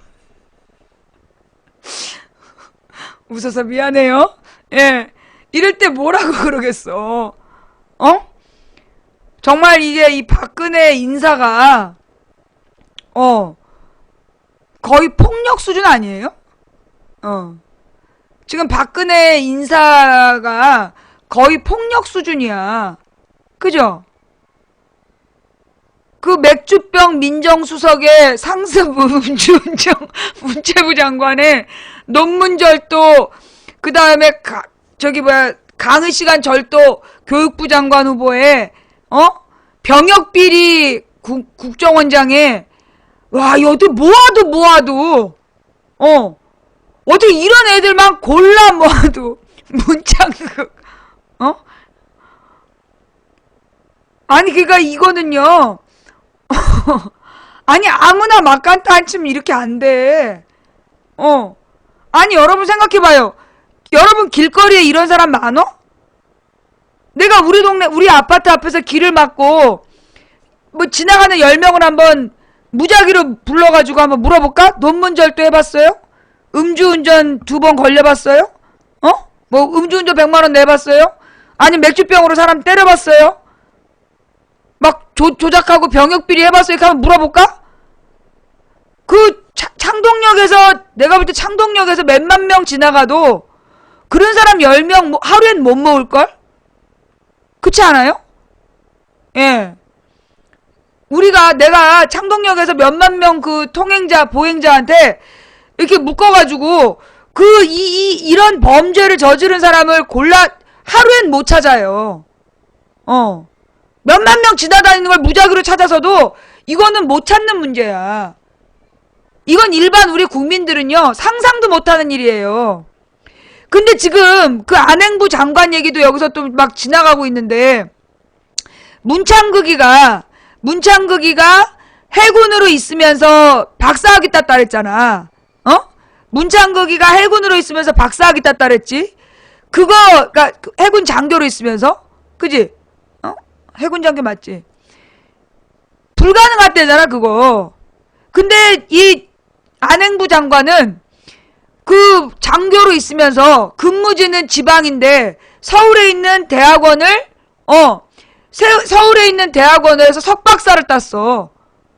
이러면 이게 위수지역 이탈죄야. 그 다음에 지금 쟤 누구니? 최양이 아까 누구였지? 최양이었던가? 프랑스에 가서 박사학위 따면서 그 교육 연구비를 늘렸다. 이 일반인들은 그런 혜택을 받을 수가 없어. 그죠? 일반 서민의 자녀들은 죽었다 깨나도 그런 혜택을 받을 수가 없어요. 이병기 아들처럼 그렇게 운전병으로 가겠다 했다가 뭐 금관악기 다룰 줄 안다고 군악대로 갔다가 거기서 아마 악기를 못 다뤘겠지. 그러니까 행정병으로 돌렸겠지. 일반 서민의 자녀들은 그렇게 못해요. 입만 열면 안보가 제일 중요하다. 그러면서 북한이 주적이니까 국방을 강화해야 된다고 말만 열면 국방 이렇게 얘기했던 애들이 군대를 저따위로 나왔다고. 군대를 저런 식으로 지금 막 능멸한 거야. 일반 서민이 군복무하면서 석사 박사 딸 수 있어요? 국방한테 한번 물어봐봐. 국방부에. 이게 지금 박근혜 정부의 처참한 수준인데 이런 정말 쓰레기들을 모으는 것도 힘들어. 그죠? 이런 쓰레기들을 어떻게 모았을까? 누가 모았을까? 이게 문제의 핵심인 거야. 이런 쓰레기들만 어떻게 이렇게 모아놨을까? 누가 모았을까? 김기춘이냐? 그랬더니 김기춘이 아니다. 7인회다. 7인회도 아니다. 그랬더니 만만회다. 만만회가 뭐야? 이재만, 문고리 잡고 있는 이재만 비서관, 그 다음에 박지만, 드디어 박지만이 이제 나타나는 거야. 그 다음 정윤회가 최태민의 사위죠. 맞나? 정윤회가 누구야? 누구 사위인 걸로 아는데? 정윤회가 최태민 사위 맞지? 그래서 만만회야.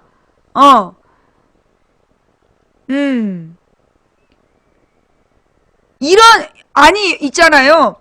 뭐, 대학 졸업자들, 뭐, 동문회나 이렇게 가더라도요, 내가 아는 사람 중에서 이런 쓰레기들을 다 모을 수가 없다고. 이거 무슨 쓰레기, 뭐 이렇게 모아놓는 데 같아. 쓰레기 적치장 같아.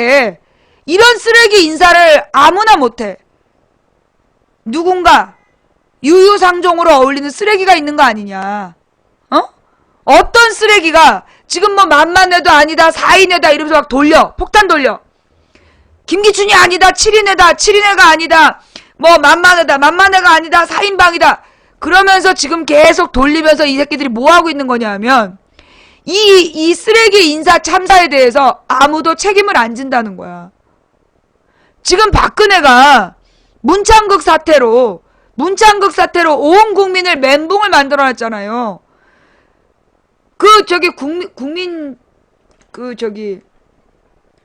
그래, 어저께 자료실에 있었던 것 같아. 이거 더 보고 가자. 어제 거였던 것 같은데.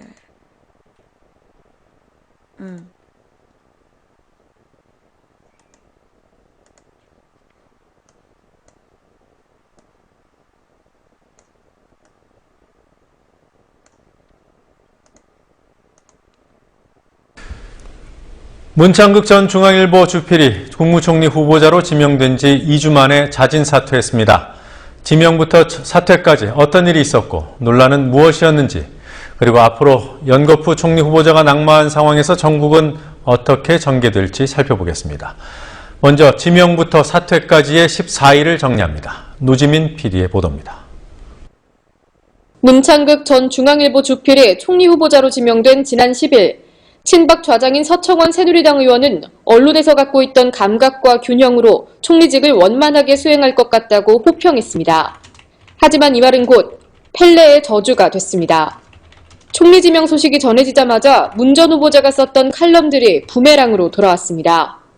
대표적으로 노무현 전 대통령의 자살을 비판하며 국민장이 부적절하다고 주장한 데 이어 김대중 전 대통령이 비자금을 조성했다는 거짓 주장을 칼럼으로 썼던 사실이 알려졌습니다.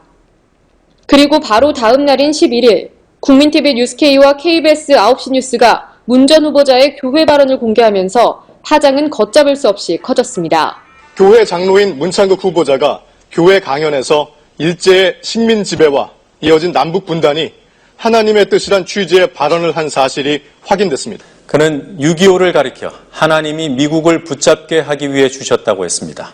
우리 민족 수백만 명이 죽고 다친 6.25를 기회였다고 한 셈입니다.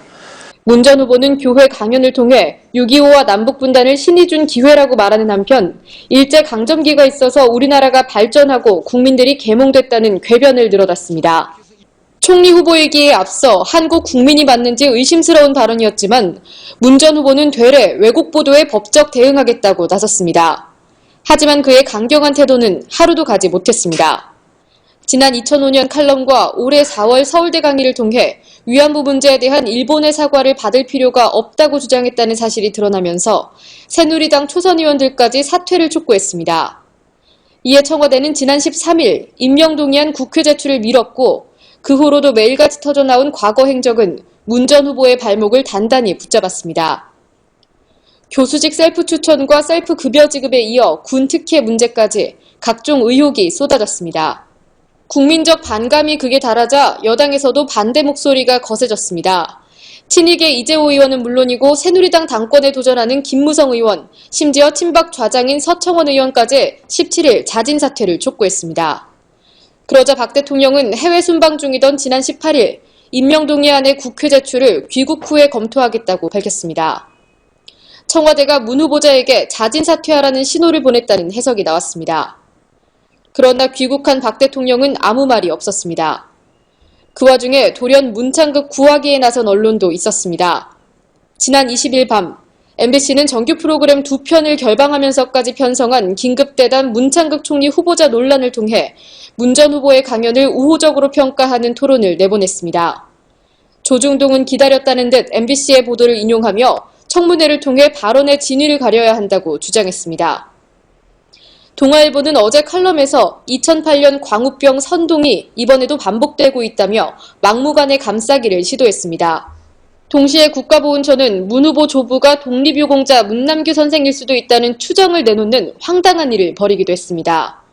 아울러 친박 홍문종 의원이 청문회가 열릴 가능성이 있다고 말해 여권 일부의 청문회 강행 의지가 있음을 내비치기도 했습니다. 그러나 그 같은 시도는 여론의 힘을 뒤집기에 역부족이었고 문 후보는 결국 오늘 오전 사퇴 기자회견을 갖기에 이르렀습니다. 국민TV 뉴스 노지민입니다. 이런 일을 벌여놓고 지금 아무도 사과를 안 해. 아무도 책임을 안 져. 지금 뭐 만만해니 뭐니 이런 얘기가 돌고 있는데, 그러니까 이제 지금 이제 그 만만해라는 게 박지원 의원이 만만해가 했다라는 소문이 있다. 근데 정말 이렇게 만만해라는 게 진짜 있다면, 그리고 걔네들이 모여서 이런 쓰레기들을 모아다가 대통령한테 대고 있다면 그 책임은 김기춘에게 있다. 그 부분을 강조했다는 거야. 박지원의 주장은 만만해가 했다라는 소문이 돌고 있는데, 뭐 삼성동 정실장, 정윤회래, 뭐 이렇게 여러 가지 소문들이 있는데, 이렇게 공식적인 인사 라인이 아닌 비선 라인에서 이렇게 자꾸 쓰레기 갖다 던지는 짓을 하도록 내버려 둔 거는 김기춘 책임이니 김기춘이 책임지고 물러나야 된다라는 거야. 그런데 지금 김기춘 멀쩡하지? 그지? 박근혜는 뭐라 그랬어요? 가장 여기서 골 때리는 게 박근혜야. 이번에 문창극이가 사퇴하게 된 이유가 야당 때문이다. 야당이 청문회를 못하게 해서 안타깝게 사퇴했다 이랬다며. 아니 지금 야당에서는 청문회를 준비하고 있었던 거 아니에요. 청문회 한번 해보자. 왜냐면 이게 청문회가 되면 이걸로 730 재보선 그냥 앉아서 먹는 거다. 그런데 누가 안 보냈어? 박근혜가 자기가 그 청문 요청서를 안 한 거잖아. 그래놓고 그 책임을 야당한테 덮어씌우고 있는 거야. 김한길이 만만한 거지. 김한길 안철수가 만만해 보이는 거야. 그래도 김한길 안철수가 제대로 대꾸를 안 하잖아. 박근혜가 그랬다는 거에 대해 비판했어요? 네, 못 봤어. 박근혜가 청문회 못해서 너무나 안타깝다 이런 얘기 했다는데, 너무나 안타깝다라고 얘기한 거에 대해서 김한길 안철수가 뭐 한마디라도 얘기한 거 있어요? 아무 말 안 했지? 만만한 거야, 이제. 김한길 안철수가 만만한 거야. 왜냐하면 그렇게 박근혜가 얘기를 했으면, 그렇게 얘기를 했으면, 뭐라고 했어요? 뭐라 그랬어? 김한길 안철수가, 박근혜한테 정면적으로 비판을 했어? 박근혜가 자기의 책임을 지금 야당에 떠넘기고 있다. 뭐 강력한 비판을 했어?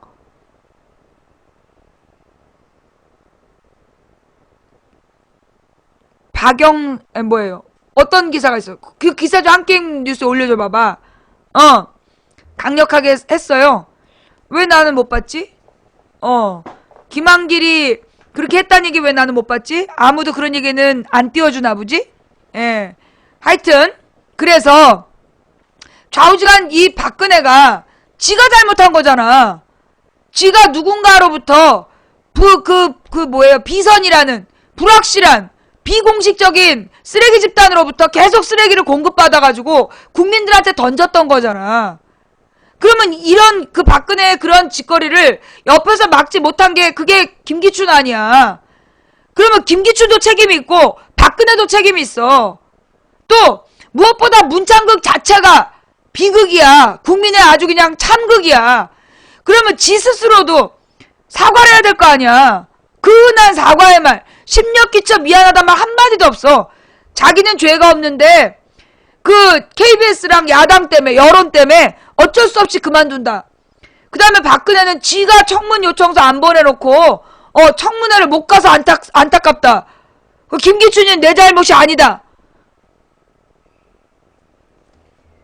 그 와중에 눈 돌리게 하려고 터뜨렸던 임병장 사건, 동부전선 GOP 총대난 사건 일으킨 임모병장이 23일 강릉 아산병원으로 후송될 당시 대엽을 사용한 것과 관련해 군의 해명이 다시 논란을 불러일으키고 있다. 국방부는 당초에 가짜 임병장 후송 논란과 관련 강릉 아산병원에서 취재진을 따돌리기 위해 대엽을 요청했다고 해명했다가 강릉 아산병원이 강력하게 부인하자 강릉 아산병원과 계약을 맺은 강원 129 응급환자 이송단에서 가상의 환자 운용을 요청했다고 말을 바꿨다. 김관진 국가안보실장 겸 국방부 장관도 25일 국회 국방위원회 긴급 현안 질의에 출석, 가짜 환자를 후송한 데 대해 강릉 아산병원과 계약한 129의 요청으로 129의 요청으로 이루어졌다면서 강릉 아산병원의 진입로가 좁아 취재진이 많은데 환자의 혈압이 떨어져 위험한 상황이어서 환자 보호를 요청한 것이라고 밝혔다. 그러나 임병장 이송을 담당한 강원 129 응급환자 이송단도 군 당국의 임병장 대역을 요청한 적이 없다고 부인하고 나섰다. 처음부터 끝까지 거짓말이야. 강원 129 응급환자 이송단 한 관계자는 26일 연합뉴스와 통화해서 우리는 아산병원에 임병장이 이리로 온다며 환자를 후송해달라고 해서 그렇게 했을 뿐이라며 그 이상도 없고 이하도 없다고 밝혔다. 우리가 그렇게 할 이유가 있겠느냐, 상식적으로 말이 안 되지 않느냐며 국방부의 주장을 반박했다. 김 장관은 임병장에 대해 대형 논란이 커지자 관련 부서의 경위 파악을 지시한 것으로 알려졌다. 국방부가 임병장이 자살 시도 직전 작성한 메모를 공개하지 않기로 25일 결정하면서 희생자 유족들이 메모 공개를 강력히 반대하고 있어서 공개하지 않기로 했다고 밝힌 것도 논란이 일으키고, 이것도 거짓말이야?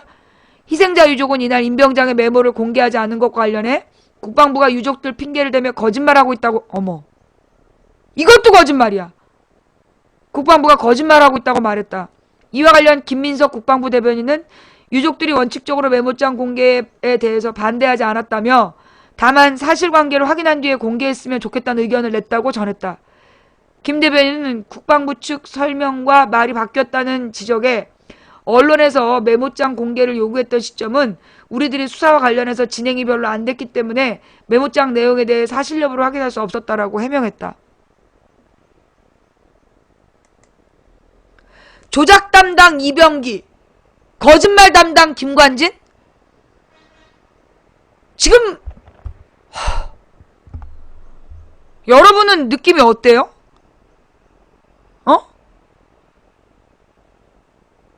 이런 애들이 국방부 장관하고 국정원장 하면 이거 수시로 간첩 사건, 수시로 전쟁 위협 생기지 않겠어요?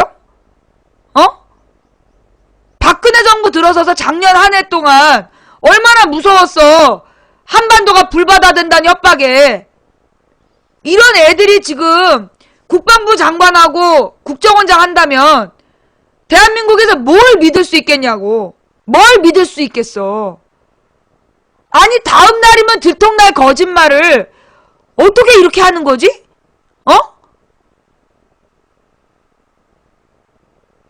난 너무 충격이야, 지금.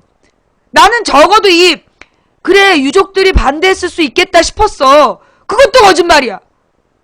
병원 측이 요청했다. 그것도 거짓말이고. 그 129가 요청했다. 129도 거짓말이고. 유족들이 메모 공개를 반대한다. 그것도 거짓말이고.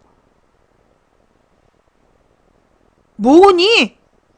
문창극이는 지가 지네 조상에 대해서 이 말 저 말 했다가 그게 다 꼬여가지고 횡설수설 오보였다 나오고, 결국은 자기 그 할아버지가 독립투사라는 건 아무 증거가 없다고 나온 거 아니야. 지금 뭐 하자는 거야?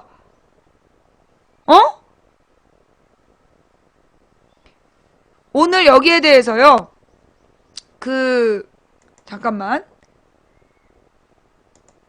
이 칼럼을 읽어드리면서 마무리를 할게요.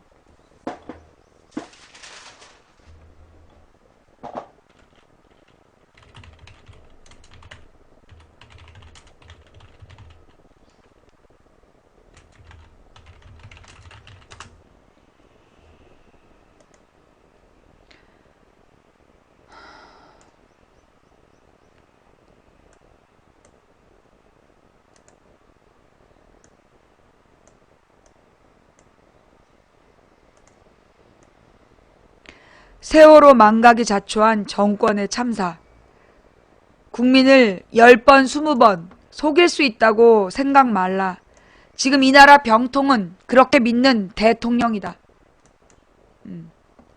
조선의 대과 마지막 관문은 왕이 묻고 예비 합격자가 대책을 제시하는 전시다. 광해군 3년 증광시에서 광해군은 이런 시제를 내놓는다. 전란을 겪고 간신히 살아남은 백성들을 소생시키는 것이 지금 가장 시급한 일이다. 어찌해야 하는가? 임수경은 전제, 세제 등에 대해 언급한 뒤 이렇게 되묻고 답한다.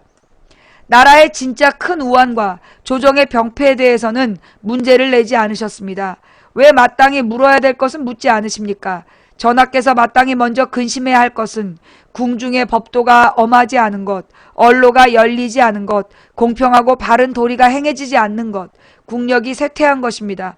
요컨대 시급한 나라 일은 임금의 잘못을 고치는 것이요, 임금의 잘못이 곧 나라의 병통이라는 것이었다. 문창극 씨가 일제 관변학자들처럼 이조라고 부르며 조롱하고 개탄했던 조선조의 왕들은 입신에 첫 발을 뗀 신출내기 유생들에게까지 몸서 시무책을 구하며 시대와 소통하려 했다. 신출내기들도 제 의견을 고지고대로 개진해야 했다. 솔직히 말해야 한다는 의무감에 죽기를 각오하고 말씀드립니다라는 말로 책문이 끝을 맺는 건 그런 까닭이었다. 지금도 시대를 넘어 울림을 주는 건 그런 진실한 소통 덕분이었다. 문 씨가 거짓말로 사퇴의 변을 삼을 때 박근혜 대통령은 그와 똑같은 거짓말로 자기의 잘못을 떠넘기려 했다. 국회가 청문회를 열지 않아 유감이라는 것이었다. 중앙아시아 순방 중인 지난 18일 박 대통령은 청문 요청서를 국회에 보낼지 여부는 귀국해서 결정하겠다고 민경욱 대변인을 통해 밝혔다. 인사청문회는 정부가 요구하면 하지 않을 수 없는 게 국회다. 왕조에서도 국왕의 가장 중요한 덕목이 진실과 성실이었는데 불행하게도 지금 이 나라의 대통령과 총리 후보자는 한나라시에 같은 내용의 거짓말을 입에 올렸다. 중종 2년 증광시 전시에서 중종은 이런 시제를 냈다. 처음에는 착하지 않은 이가 없으나 끝까지 착한 이는 적다는 말이 있다. 내가 오로지 걱정하는 것은 끝마침을 잘하지 못할까 하는 것이다. 이에 충재 권벌은 이런 책문을 올렸다. 쉬울 때 어려움을 생각하며 작은 일에 시작해 큰 일을 이루어야 합니다. 시작할 때는 마칠 때를 생각해야 하고 시작을 잘했으면 끝 마무리도 잘해야 합니다. 이 마음을 처음이나 끝이나 한결같이 유지한다면 오래도록 나라가 잘 다스려져 편안해질 것입니다. 이게 조선의 수준이야.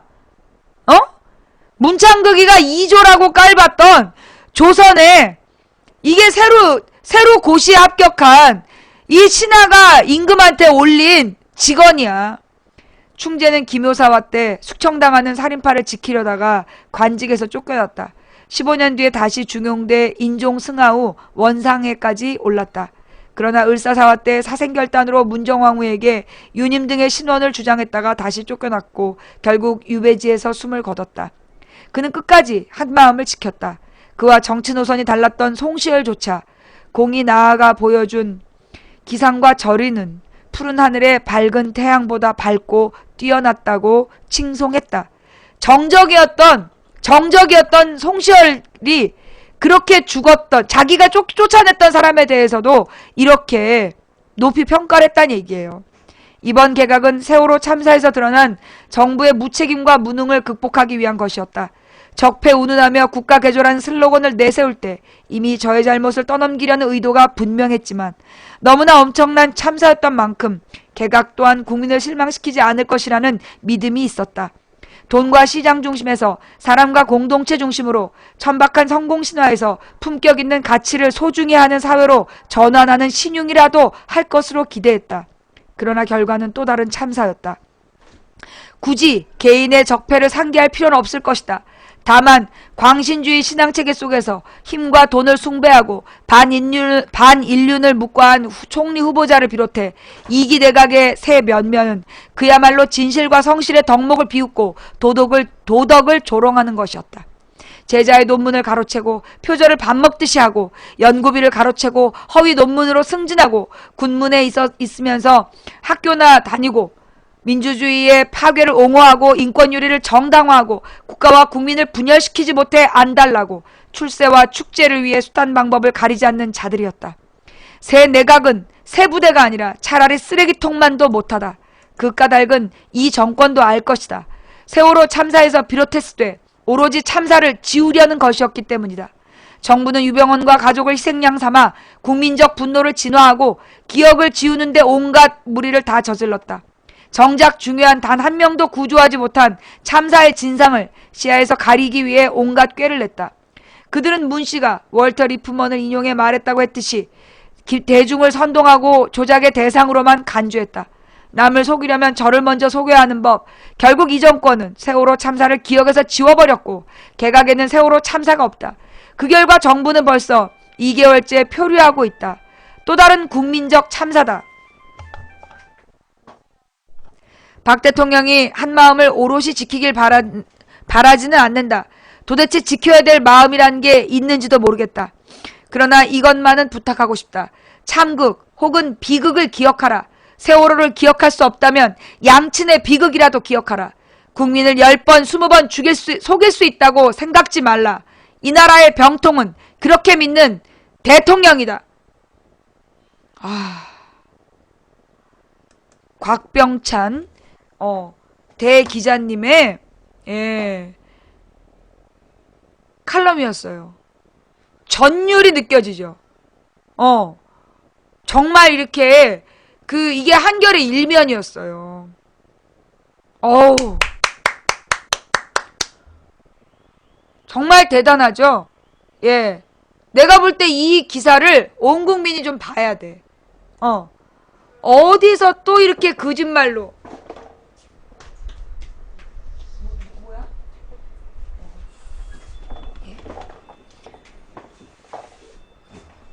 국민을 계속해서 속일 수 있다는, 자기네들이 국민을, 이게 지금 이병기가 그거라며, 천막 당사쇼 기획한 게 이병기래. 그때 천막 당사, 이회창의 차떼기 이걸로 온 나라가 발칵 뒤집어지고, 아니야, 탄핵 때였지.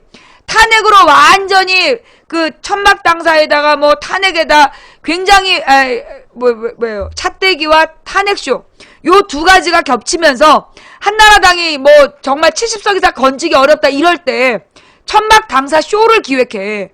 그래갖고 국민들은 정말 박근혜가 천막 당사에서 있는 줄 알았잖아. 나중에 알고 보니까 천막만 쳐놨어. 거기서 근무 안 했어. 그렇게 국민을 속여서 이겨봤거든.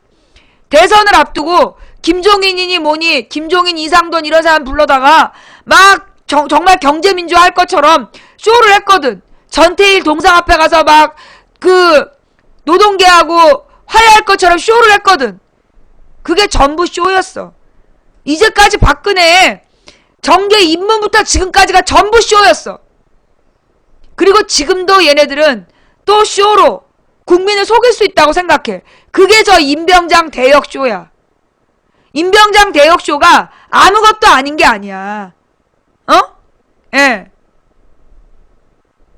임병장 대역 쇼가 그냥 별일 아닌 게 아니라고.